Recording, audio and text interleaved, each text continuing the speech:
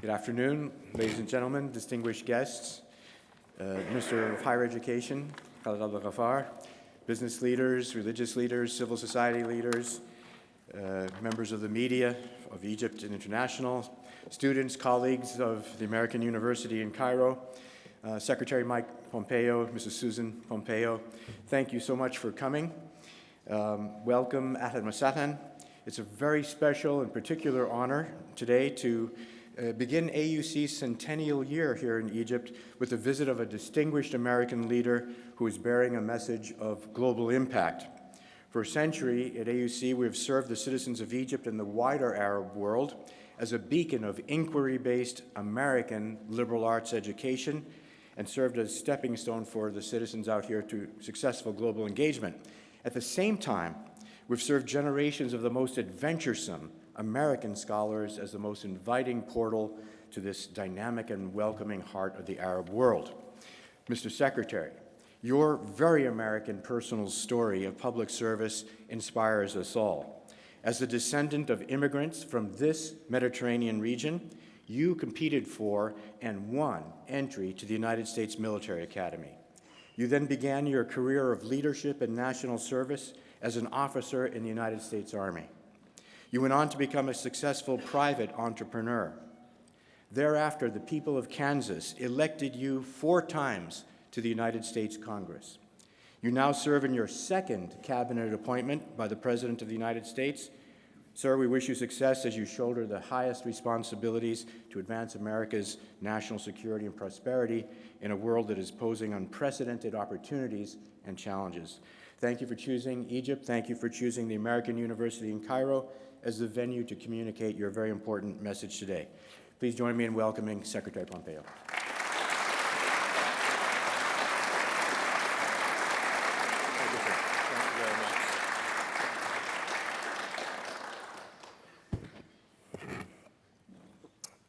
Thank you, Frank. Thank you to Frank Richardoni. Thank you for your service to America as well, in addition to the duties that you perform here.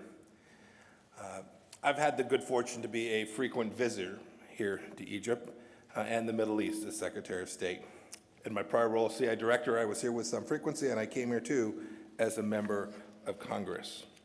Every time I come, I get to see something new, something wonderful. This trip is especially meaningful for me as an evangelical Christian coming so soon after the Coptic Church's Christmas celebrations. This is an important time.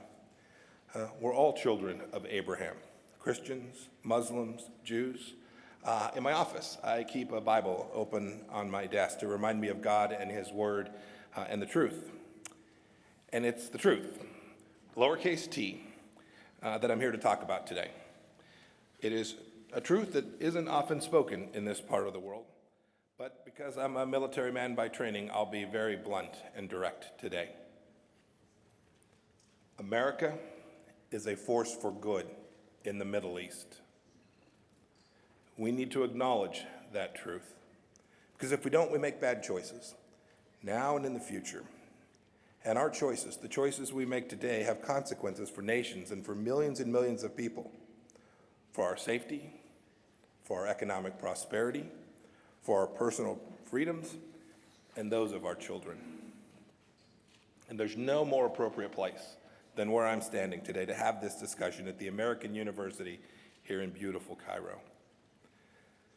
As Frank said, this year marks 100 years since the founding of this institution.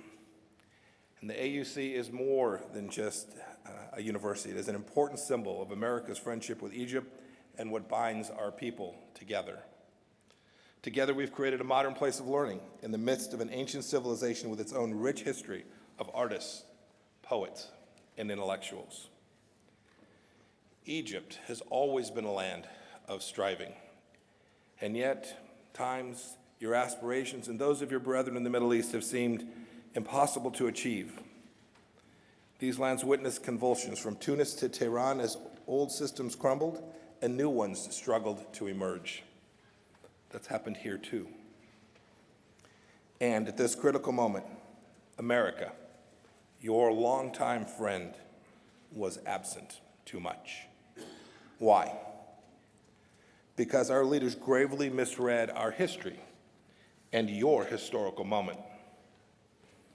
These fundamental misunderstandings set forth in this city in 2009 adversely affected the lives of hundreds of millions of people in Egypt and all across the region.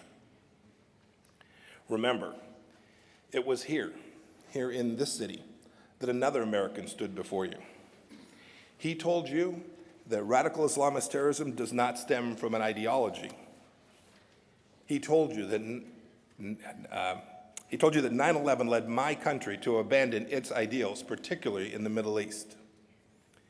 He told you that the United States and the Muslim world needed, quote, a new beginning, end of quote. The results of these misjudgments have been dire.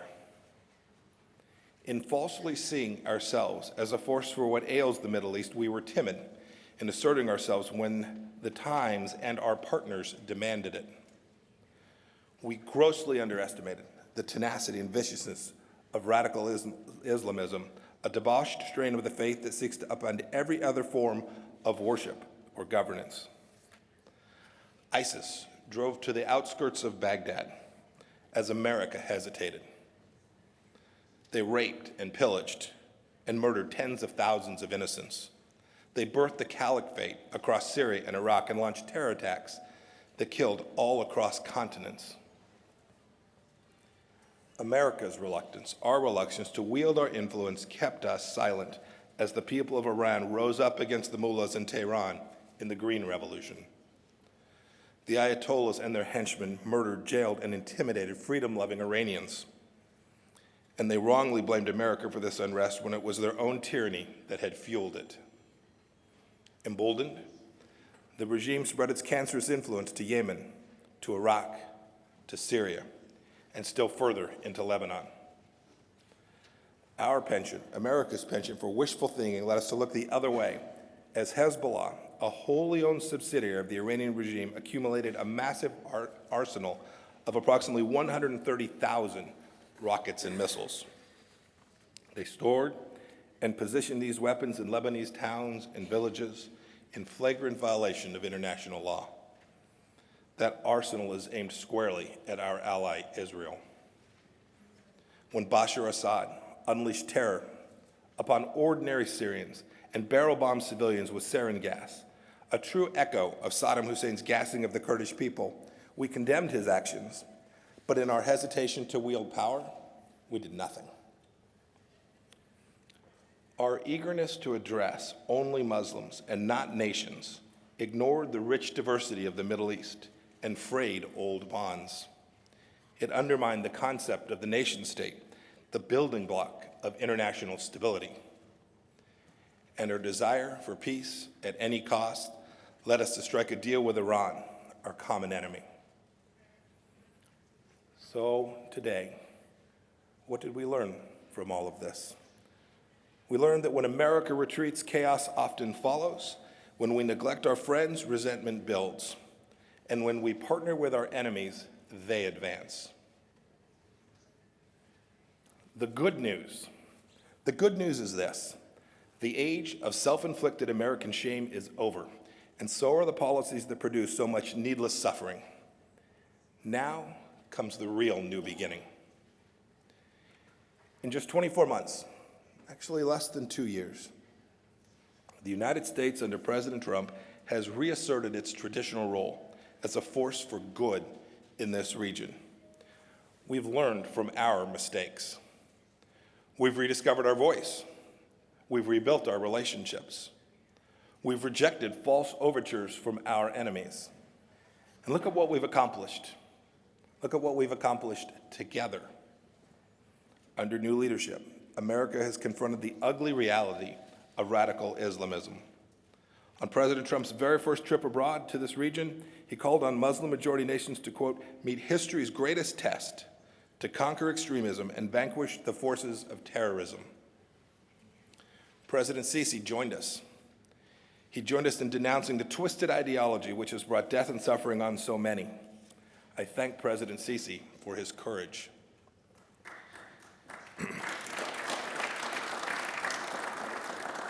As I said in a recent speech that I gave in Brussels, our words mean something again, and they should. West Point taught me a basic code of integrity. If we commit American prestige to an action, our allies depend on us to follow through. The Trump administration did not stand idly by when Bashar Assad used chemical weapons against his people. Indeed, President Trump unleashed the fury of the U.S. military not once, but twice with Allied support.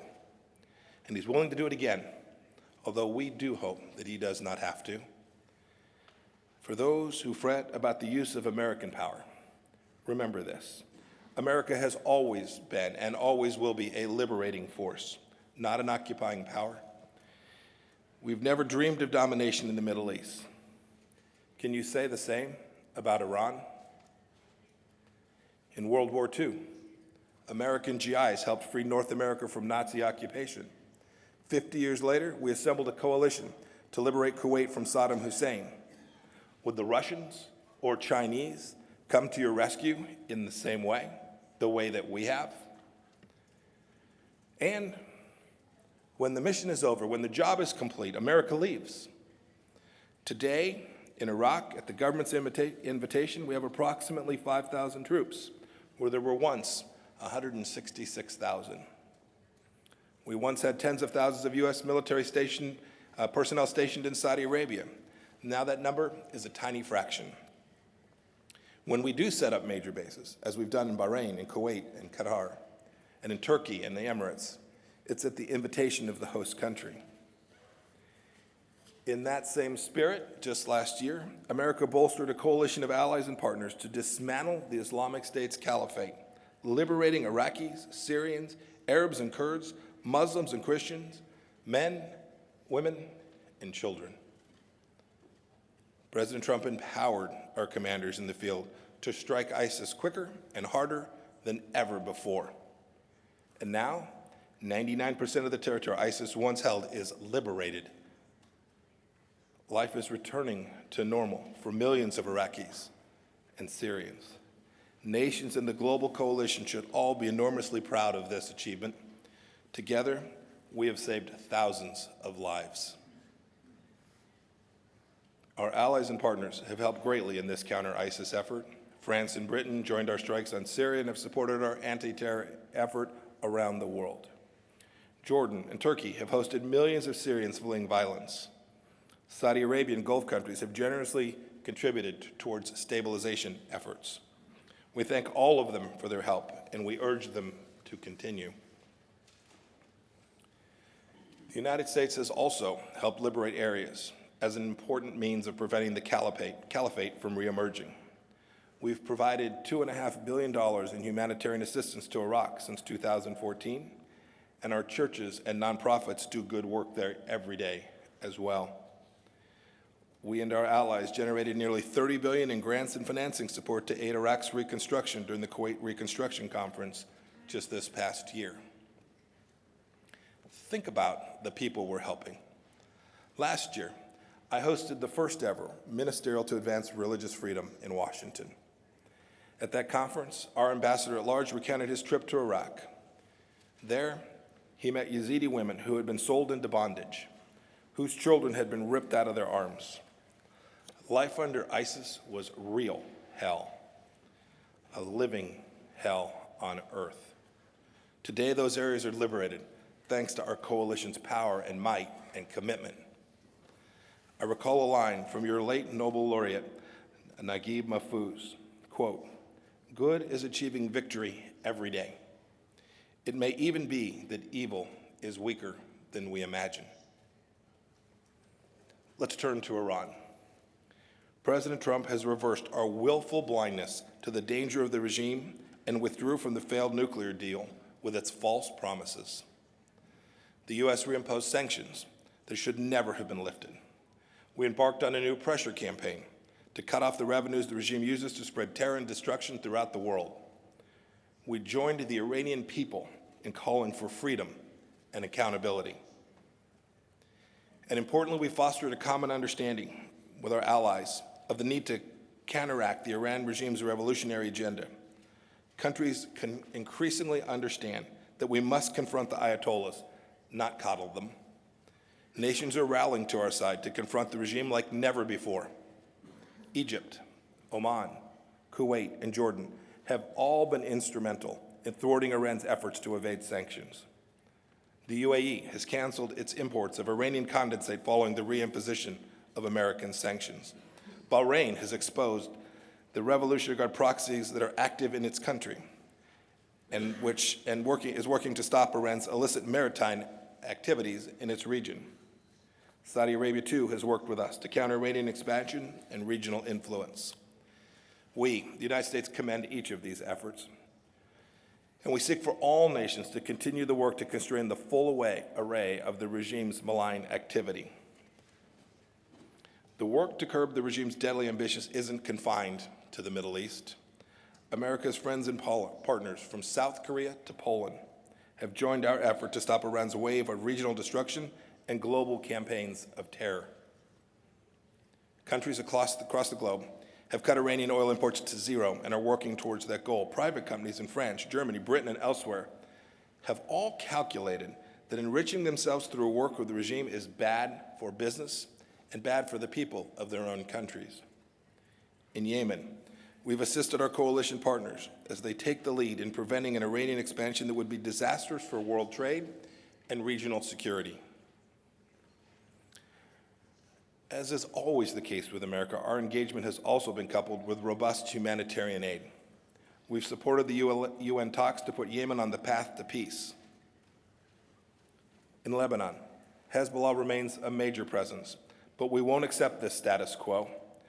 Our aggressive sanctions campaign against Iran is also directed to the terror group and its leaders, including the son of Hassan Nasrallah, the head of Hezbollah. Now let's talk about America's efforts to build coalition. The Trump administration has moved quickly to rebuild links amongst our old friends and nurture new partnerships. My very first trip in this job included stops in Israel, Jordan, and Saudi Arabia. In fact, after being sworn in as Secretary of State, I visited these countries before I ever went to my office in Washington, D.C. And I welcome your leaders to my office often, as I did with Foreign Minister Shukri in August of last year. Coalition building for America is natural, but in past years we've neglected it. This administration has enjoyed fruitful relationships in the Middle East for hundreds of years, but we must keep them and work to keep them. Look, our ties stem back a long ways, with Morocco and Oman back to 1777 and 1833. And our friendship with the country in which we are today, Egypt, stems back generations. Indeed, this year marks the 70th anniversary of our diplomatic relations with Jordan. We're building out a healthy dialogue with the government of Iraq, a thriving and young democracy. We're also building relationships for our shared prosperity. It is time for old rivalries to end for the sake of the greater good of the region. The Trump administration is also working to establish the Middle East Strategic Alliance to confront the region's most serious threat and bolster energy and economic cooperation. This effort is bringing together members of the Gulf Cooperation Council as well as Egypt and Jordan. Today, we ask each of those countries to take the next step and help us solidify MESA. We're also seeing remarkable change. New bonds are taking root that were unimaginable until very recently.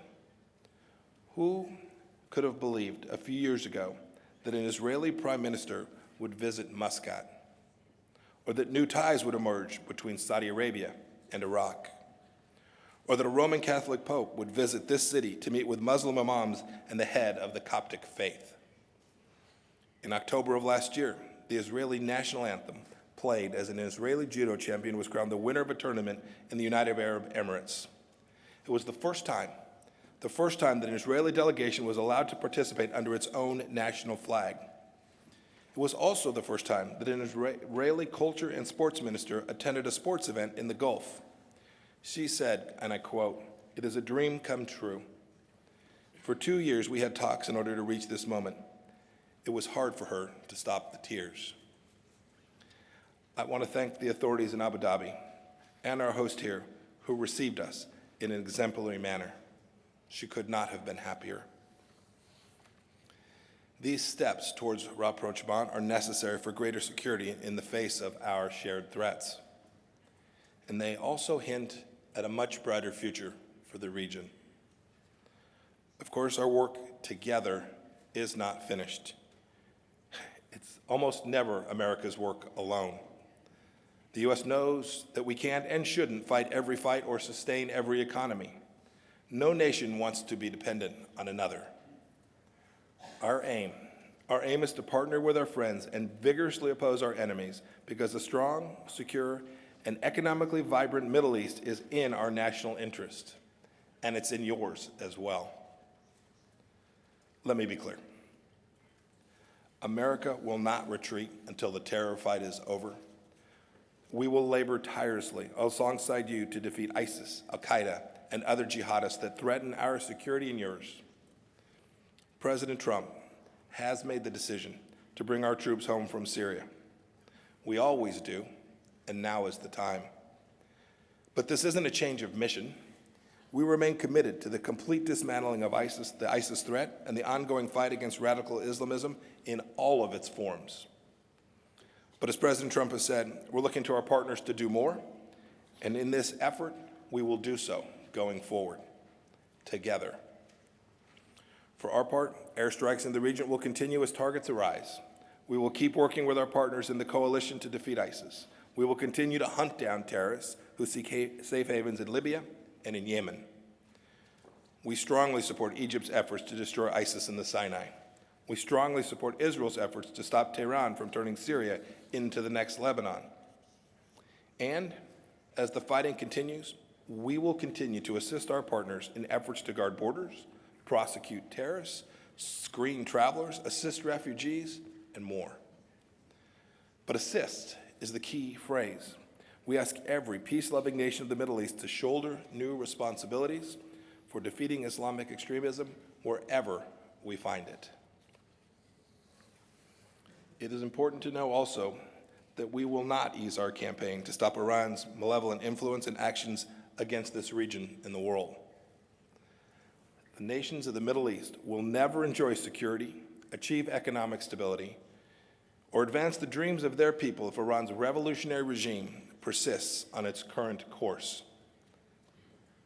February 11th will mark 40 years since the oppressive regime came to power in Tehran. America's economic sanctions against the regime are the strongest in history and will keep getting tougher until Iran starts behaving like a normal country. The 12 demands that we stated in May remain in force because the regime's threat to the region endures. In Syria, the United States will use diplomacy and work with our partners to expel every last Iranian boot and work through the UN-led process to bring peace and stability to the long-suffering Syrian people. There will be no U.S. reconstruction assistance for areas of Syria held by Assad until Iran and its proxy forces withdraw, and until we see irreversible progress towards a political resolution. In Lebanon, the United States will work to reduce the threat of Hezbollah's missile arsenal, which is aimed at Israel and can reach all points inside of that country. Many of these rockets are equipped with advanced guided systems, courtesy of Iran, and that's unacceptable. Iran may think it owns Lebanon. Iran is wrong. In Iraq, the United States will help our partners build a nation free of Iranian influence. This past May, Iraqis rejected sectarianism in a national election, and we will support that wholeheartedly. The people there refuse to be cowed by Iranian-backed thugs and armed groups. Iraqis have strengthened ties with Arab neighbors, peacefully resumed cooperation between the Kurdish region and Baghdad, and have renewed their focus on fighting corruption. And in Yemen, we will continue to work for a lasting peace. And I think this is clear, but it is worth reiterating. The United States fully supports Israel's right to defend itself against the Iranian regime's aggressive adventurism. We will continue to ensure that Israel has the military capacity to do so decisively. The Trump administration will also continue to press for a real and lasting peace between Israel and the Palestinians. Again, we've adhered to our word. President Trump campaigned on the promise to recognize Jerusalem, the seat of Israel's government, as the nation's capital. In May, we moved our embassy there. These decisions honor a bipartisan congressional resolution from more than 2 decades ago. President Trump acted on this commitment. The United States also is working to keep our bilateral relationship strong. Over the next few days, I'll hold in-depth discussions with leaders of Bahrain, the UAE, Qatar, Saudi Arabia, Oman, and Kuwait. We'll talk about our shared goals, just as I did in Jordan and Iraq this week, and as I did today with President Sisi and Foreign Minister Shukri. And as we seek an even stronger partnership with Egypt, we encourage President Sisi to unleash the creative energy of Egypt's people, unfetter the economy, and promote a free and open exchange of ideas. The progress made to date can continue. I also applaud President Sisi's efforts to promote religious freedom, which stands as an example for all leaders and all peoples of the Middle East. I was happy to see our citizens, wrongly convicted of improperly operating NGOs here, finally be acquitted. And we strongly support President Sisi's initiative to amend Egyptian law so that this does not happen again. More work certainly needs to be done to maximize the potential of the Egyptian nation and its people. I'm glad that America will be a partner in those efforts. Let me close here with a couple of final thoughts. First, it's never easy to recognize truth, but when we see it, we must speak it. America has been criticized for doing too much in the Middle East, and we've been criticized for doing too little. But one thing we've never been is an empire builder or an oppressor. Just look at our history together, the history which I've recounted today. Look at our fights against common enemies. Look at our coalition building. And finally, just look around you at this university, which has existed now for a century. It's not a coincidence that many other American universities like this one thrive all across the Middle East, from Beirut to Sulaymaniyah. These are symbols of America's innate goodness, of our hopes for you, and of the better future we desire for all nations of the Middle East. I want to thank you all for being here today, and may the Lord bless each and every one of you. Thank you.